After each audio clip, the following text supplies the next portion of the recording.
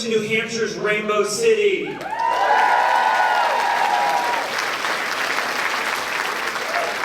think there's as many people in the room that is the population of Somersworth, and it's so impressive that the smallest city in New Hampshire is leading the way for how communities can celebrate, embrace, and include the LGBTQ community.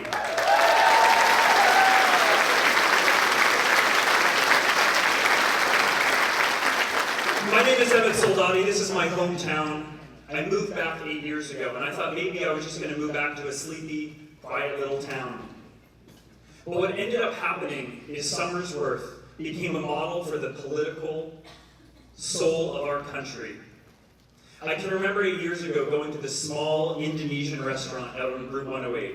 I was just checking out the local food scene. What I didn't realize at the time is that it was the beginning of shaping my own political consciousness about immigration in this country. Because as we look to the horrific concentration camps that are built on our southern border, Somersworth decidedly chose to take a different approach to integrating our newest neighbors to the community.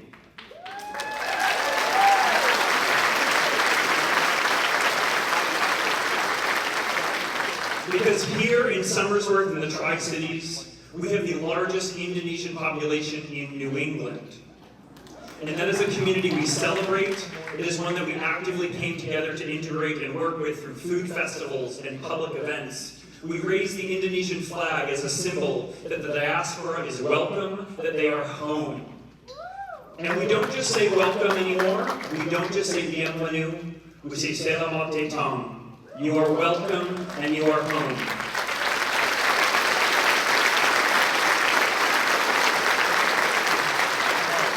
But these celebrations are not just cultural.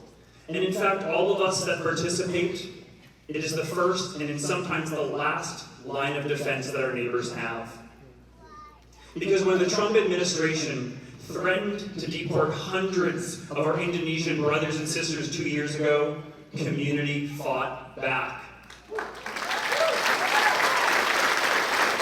We went to Indonesian food festivals, we went to city council meetings, we went to vigils, we called our elected officials, we marched around ICE headquarters in Manchester, we spoke up for the voiceless. Sandra Ponto spoke up for the voiceless in her community when they were intimidated into the shadows. We fought back and we won.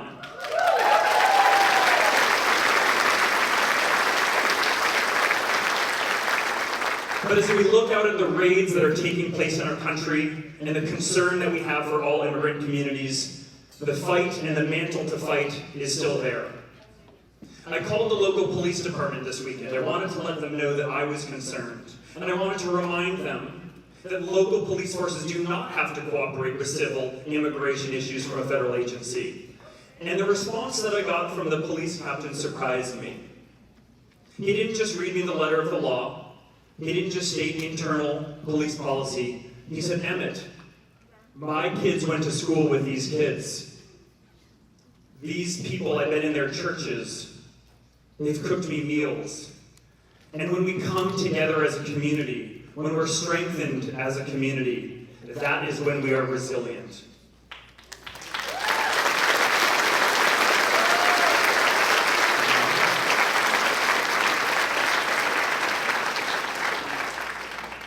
And so we are going to continue fighting. And so I couldn't be more proud that in 2020, we are going to elect a leader that recognizes that asylum is an American and is a human right. We are going to elect a leader with the moral clarity to know that no human is illegal. We are going to elect a leader that has the political courage to fight and defend these communities. And so today you have the opportunity to meet one such leader. Someone that has worked at all levels of the criminal justice system and has seen firsthand how we need reform and change from the bottom all the way to the top.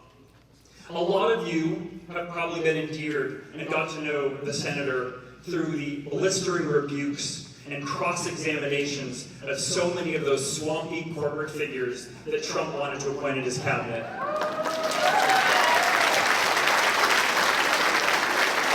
I mean, really, who Netflix when you have C-SPAN and Kamala Harris in the Senate Judiciary Committee.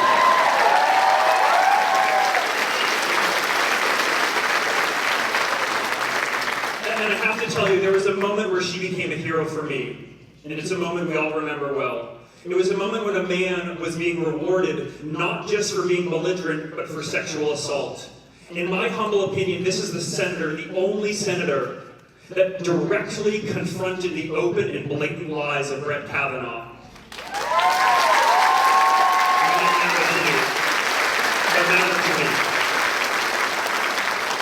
And so in closing, I just want to speak to one other hero I have that speaks to those same values. You know, as many of you know, my father, Lincoln Soldati, was Stratford County Attorney for many years. And as a child, I didn't fully understand what a county attorney did. That's a district attorney, for those of you that are out of state. I thought they just put bad guys in jail. But last year, when my father ran for Congress, we had a lot of people come out of the woodwork to support him. And I can remember one email I got from a supporter in particular. She was from Lee, and she said, "Emmett, your father saved my life." In her teen years, she had been a victim of sexual violence. And so often what happens to victims is they get re-brutalized and re-traumatized by a criminal justice system. In this case, instead, her case made its way to the Stratford County Attorney's Office under my dad's tenure. And that made a world of a difference. This was a time when sexual assault prosecutions rarely went to trial. But they did.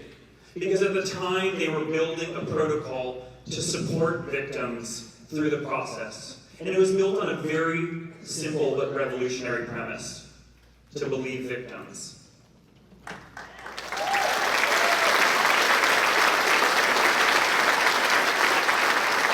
And so that protocol did a lot of things.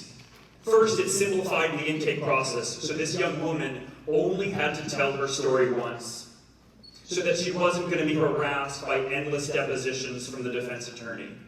It meant that she didn't have to pay the bill for her rape kit. In the 1980s, you would get a bill from the hospital after you had submitted a rape kit. That had to change. Most importantly, the protocol in Stratford County worked. By the time my dad left office, they had prosecuted more sexual assault crimes than the entire counties in all of New Hampshire. And it is now a state standard. And I tell you this story because it exemplifies the type of leadership we need now. Not just to solve individual problems, but for actual reform, to change a broken system.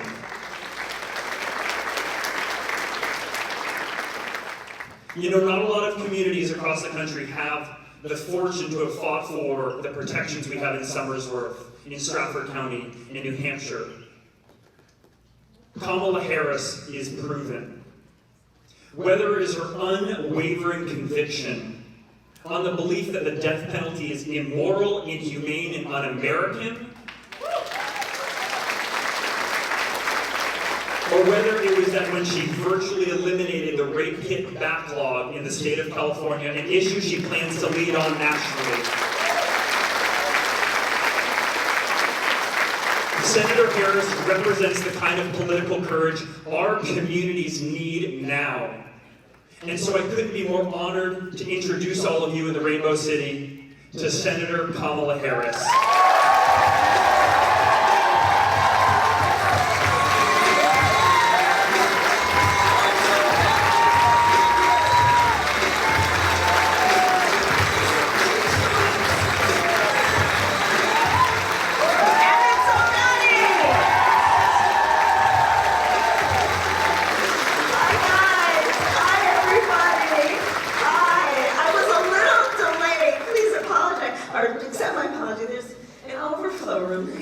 And I just wanted to say hi to everybody who was there. So sorry I was a little late coming in, but thank you all for being here. Thank you.